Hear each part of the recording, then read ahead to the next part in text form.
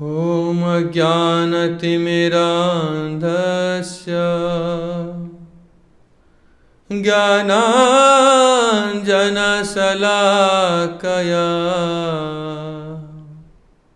चक्षुरुन्मीलितं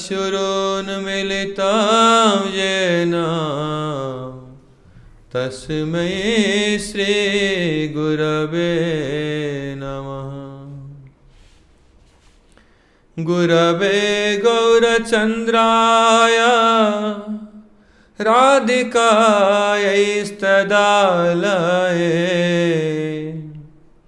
कृष्णाय कृष्णभक्ताय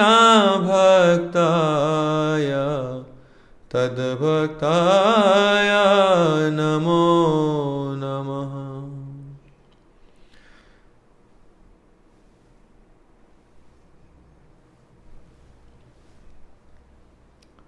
श्रीमद् भगवत गीता, गीता की जो सार है हम श्रवण कर रहे हैं। भगवत गीता का तीसरा अध्याय की सार कथा क्या है।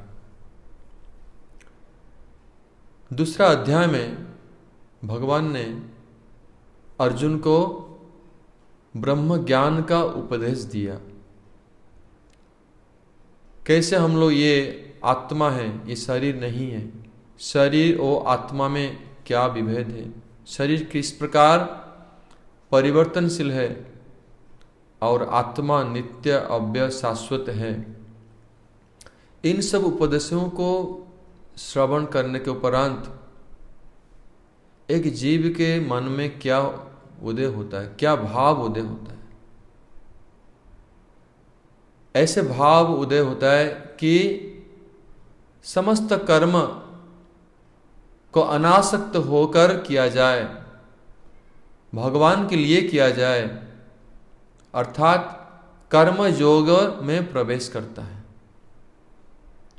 लेकिन ये कर्म योग जब हम करते हैं, कर्म योग का अभ्यास करते हैं, याजन करते हैं, अधिकांश लोग जो कर्म योगी हैं, उद्देश्य क्या है? ना ये भवसागर से उद्धार होंगे, शरीर बंधन से, माया बंधन से मुक्त होंगे, लेकिन नहीं हो पाते हैं। क्या कमी रह जाता है? तो समझना होगा, अभी कर्म योग कर रहे हैं, इंद्रियों को संयम करने की चेष्टा कर रहे हैं। कर्मेन्द्रियाणि संयम्य य अस्ते मनसा स्मरन्। भगवत गीता तीसरा अध्याय 6 नंबर श्लोक कि कर्म इंद्रियों को संयम करके हुए भी अगर मन में विषय भोगों के प्रति आसक्ति है, हृदय में वासना भरपूर है, और ऐसे अवस्था में हम कर्मयोगी नहीं बन पाते। इंद्रियार्थान विमूढ़ात्मा, हम इंद्रियों को ही सुख देने की क्रिया करते हैं, इंद्रिय सुख को चरितार्थ करते हैं। इसलिए ये मिथ्याचारी है, ये मिथ्याचार का आचरण है। ऐसे संयम व्यक्ति, ऐसे कर्मयोगी बनना, ये तो पाषंडता है। इसके द्वारा अपना कल्याण नहीं होता, दूसरों का कल्याण भी नहीं होता, नाम संसार से उद्धार हो पाते हैं। इसलिए इसको समझने की चेष्टा करेंगे।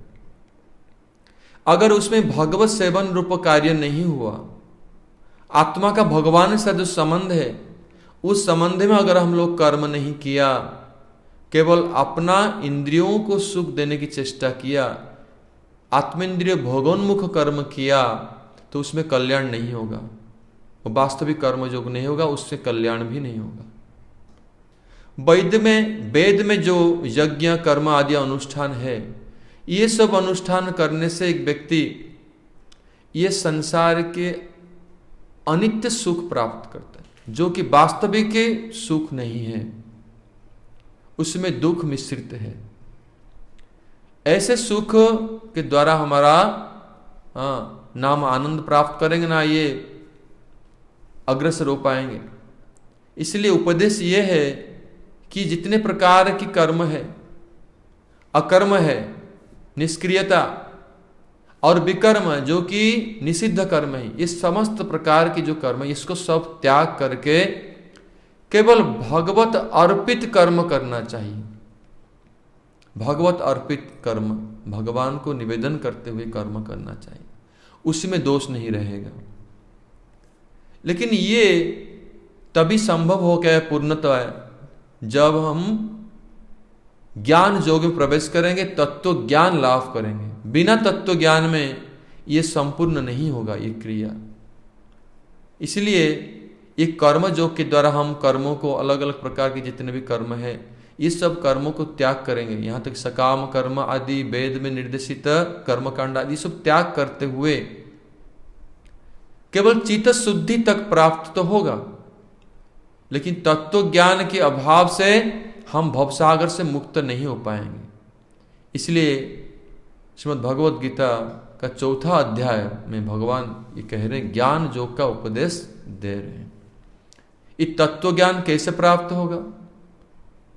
न भगवान से, भगवान कृष्ण से, श्रोत परंपरा में, गुरु शिष्य परंपरा में, जैसे सद्गुरु तत्वदर्शी सद्गुरु के चरणाश्रय करते हुए, तत्वदर्शी गुरु के कृपा से, इनकी कृपा से ही ये वास्तविक यथार्थ तत्व ज्ञान प्राप्त होगा। ये तत्व ज्ञान को प्राप्त करने के लिए अगर हम अपने जड़ ज्ञान, जड़ बुद्धि, अपना एकेडमिक क्वालिफिकेशन, जड़ पांडित्य, जड़ बुद्धि, जड़ ज्ञान के द्वारा अगर हम तत्व ज्ञान प्राप्त करने की चेष्टा करेंगे, वो संभव नहीं है। तत्व ज्ञान केवल गुरु के कृपा से प्राप्त हो सकता है, वो तत्वदर्शी गुरु। और वो तद्विधि प्रणिपातेन परिप्रश्नेन सेवया उपदेक्षन्ति ते ज्ञानम ज्ञानिनः तत्वदर्शिनः। भगवान 4 अध्याय 34 नंबर श्लोक में ये बात कह रहे हैं। तो ये सद्गुरु के कृपा से ही ये तत्व ज्ञान सद्गुरु उपदेश देंगे हृदय में, और वो तत्व ज्ञान लाभ होने से हम ये जगत की, भगवान की जितनी क्रिया है, जितने लीला है, भूत प्रकृति के जो कर्म है, क्रिया है, उसको समझ पाएंगे। प्रकृति के परपार में भगवान कैसे सब कुछ कर रहे हैं, भगवान ही जगत में क्यों आविर्भाव हो रहे हैं, धर्म क्या है, धर्म की स्थापना कैसे कर रहे हैं, अधर्म को कैसे नाश कर रहे हैं, साधुओं को कैसे सुरक्षा देते हैं, ये सब समझ पाएंगे। भगवान ये कह रहे हैं, यदा यदा हि धर्मस्य ग्लानिर्भवति भारत अभ्युत्थानम् अधर्मस्य तदात्मानं सृजाम्यहम् परित्राणाय साधूनां विनाशाय च दुष्कृता धर्म संस्थापनार्थाय संभवामि युगे युगे। जब धर्म संकट में एवं अधर्म की प्रादुर्भाव हो जाता है, प्राबल्य हो जाता है, ऐसे धर्म को पुनर्स्थापन करने के लिए, अधर्म को विनाश करने के लिए, दुष्कृतों को विनाश करने के लिए, अपने भक्तों को रक्षा करने के लिए, अपने भक्तों को पोषण करने के लिए भगवान इस जगत में आविर्भूत होते हैं। भगवान के ऐसे आविर्भाव होने का इस जो कारण है, गूढ़ रहस्य है, इसको हम तभी समझ पाएंगे जब तत्व ज्ञान लाभ करेंगे। 4 अध्याय 9 नंबर श्लोक में भगवान कहते हैं, जन्म कर्म चमे दिव्यम एवं जो व्यक्ति तत्वतः त्यक्त्वा देहं पुनर्जन्म नैति मामेति सोऽर्जुन। भगवान की जो जन्म की रहस्य है, आविर्भाव होना इस जगत में, उनके जितने भी कर्म है, लीला है, ये सब दिव्य है, अप्राकृत है। इसको तत्व में एक व्यक्ति अगर समझ पाएगा, तभी संसार से उद्धार होने के लिए योग्य बन जाएगा। त्यक्त्वा देहं पुनर्जन्म नैति मामेति सोऽर्जुन। अगर प्राकृत ज्ञान के द्वारा, जड़ बुद्धि के द्वारा भगवान को समझने की चेष्टा करेगा, तो वो मूढ़ है और ये अपराधजनक भी है, अपराध कर बैठेगा। इसलिए कर्म योग से ज्ञान योग का वैशिष्ट्य हम श्रवण करेंगे सद्गुरु की कृपा से, सद्गुरु के निकट। यथार्थ तत्व ज्ञान का ही आश्रय ग्रहण करना चाहिए। जब तक वास्तविक तत्व ज्ञान का आश्रय नहीं करेंगे, नहीं ग्रहण करेंगे, सुगमता से हम अति सरल से भवसागर से उद्धार नहीं हो पाएंगे, भवसागर से उत्तीर्ण नहीं पाएंगे। अगर कोई व्यक्ति इस विषय में शंका करता है, संदेह करता है, संशय आत्मा विनश्यति, उसका विनाश हो जाता है, अधःपतन हो जाता है। तत्व ज्ञान के अभाव से एक व्यक्ति संसार चक्र में पतित हो जाता है, परमार्थ पथ से पथभ्रष्ट हो जाता है और बारंबार जन्म मृत्यु चक्र में, कर्म चक्र में आबद्ध हो जाता है, फंस जाता है।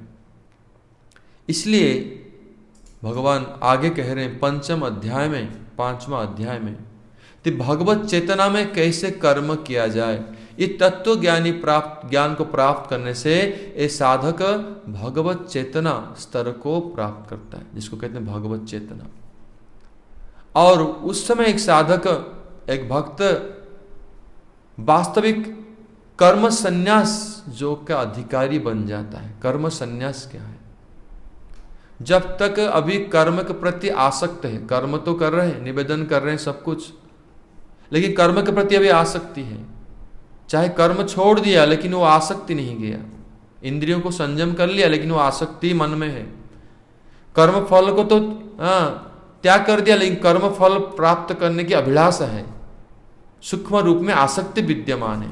क्यों? क्योंकि उनके अंदर में संदेह है कि हमको क्या फल मिलेगा, अच्छा मिलेगा कि बुरा मिलेगा। अभी ये स्तर है, लेकिन सद्गुरु की कृपा से जब तत्व ज्ञान लाभ होगा, धीरे धीरे वो कर्म के प्रति जो आसक्ति उसको त्याग करने में समर्थ हो जाएगा। कर्म फल के प्रति जो आसक्ति उसको भी त्याग करने में समर्थ हो जाएगा।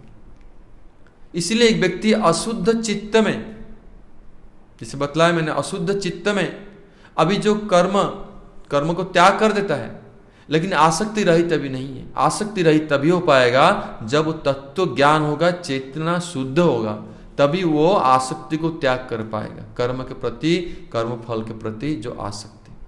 तो उस समय जो कर्म योग वो याजन करेगा, वास्तविक कर्म योगी हो जाएगा, और उस समय वास्तविक संन्यास होगा, वो कर्म संन्यास। हम लोग जी परंपरा में जो संन्यास हमारा है वो कर्म संन्यास नहीं, वो तो बहुत उन्नत है।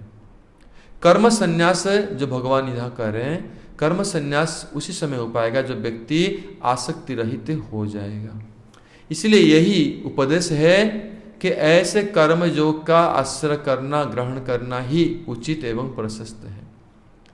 भगवत अर्पित निष्काम कर्म योग अगर कर पाए, तत्व ज्ञान प्राप्त करके भगवत चेतना में आसक्ति रहित होकर कर्म के प्रति, कर्म फल के प्रति अगर वो कर्म करेगा तो ब्रह्म पद प्राप्त होगा, भगवत चेतना की स्तर प्राप्त होगा, भगवत सेवा के लिए योग्य बन जाएगा। उस समय उसका अनुभव क्या होगा? पंचम अध्याय 29वां नंबर श्लोक में भगवान कह रहे हैं, भोक्तारं यज्ञ तपसाम सर्वलोक महेश्वरम सुहृदं सर्वभूतानां ज्ञात्वा माम शांति मृच्छति। समझ पाएगा, जितने भी कर्म हम कर रहे हैं, कर्म ज्ञान योग जो भी कर रहे हैं, यज्ञ कर रहे हैं, ये सब का भोक्ता कौन है? न कृष्ण है। वो अनुभव हो जाएगा। इसलिए तो कृष्ण के लिए ही कर्म करेगा। जब तक ये बात अनुभव नहीं हुआ, भोक्तारम यज्ञ तपसा, भगवान करे हम भोक्ता, ये अनुभव नहीं होगा तो वो क्यों भगवान के उद्देश्य में कर्म करेगा? इसलिए ये अनुभव हो जाएगा उस समय। भोक्तारम यज्ञ तपसा सर्वलोक महेश्वरम। क्यों भगवान भोक्ता है? क्योंकि वो सर्वलोक के महेश्वर हैं, वो परमेश्वर हैं। कृष्ण ईश्वरों के भी ईश्वर है, इसलिए और किसी के लिए नहीं, सिर्फ कृष्ण के लिए ही कर्म करेगा सब प्रकार। और अनासक्त कैसे होगा? सुहृदम सर्वभूतानाम, ये बात अनुभव हो जाएगा कि भगवान कृष्ण ही हमारे सुहृद हैं। सुहृद माने हमारे मंगल चाहने वाले, इसलिए फल के प्रति आसक्ति होने का, चिंतन करने की आवश्यकता नहीं, क्योंकि जो भी फल भगवान देंगे हमारे कल्याण के लिए देंगे, वो हमारे सुहृद हैं। जो एक व्यक्ति अगर हमारे मंगल चाहने वाला है तो वो तो फल जो भी देंगे वो हमारे कल्याण के लिए देंगे, इसलिए वो आसक्ति से भी मुक्त हो जाएगा। सुहृदम सर्वभूतानाम। जब तक एक व्यक्ति को यह अनुभव नहीं हो गया कि भगवान कृष्ण ही सुहृद हैं, तब तक उसके मन में सूक्ष्म रूप में यह आशा रहेगा फल के प्रति कि मुझे क्या मिलना चाहिए, फल मुझे आशा करेगा। जब यह अनुभव हो गया कि भगवान कृष्ण ही सुहृद हैं और वो फल देने वाले हैं, तब वो निश्चिंत होकर के बिल्कुल अनासक्त होकर कर्म करेगा, कोई आसक्ति नहीं रहेगा, अभिलाषा नहीं। क्यों? क्योंकि जानते कृष्ण ही सुहृद हैं वो हमारे मंगलाकांक्षी बंधु हैं। श्रुदम सर्वभूतानाम। अब ये अनुभव करके वास्तविक चेतना चित्त शांत हो जाता है। शांत चित्त होकर वो भगवत चेतना में अपना कर्म को करता है। तो यही है 5वां अध्याय का सार है। आगामी दिनों में हम आगे के अध्यायों का सार श्रवण करेंगे। अब इन्हीं शब्दों के साथ मैं अपने वक्तव्य को विराम देता हूँ। जय ग्रंथराज भगवद गीता की जय। कृष्णचंद्र भगवान की जय। जय रूपानुगाचार्य शिल गुरुदेव की जय। रूपानुग गौड़ीय गुरु वर्ग की जय। समागत भक्त वृंद की जय। निताय गौर प्रेमानंदे हरि हरि बोल।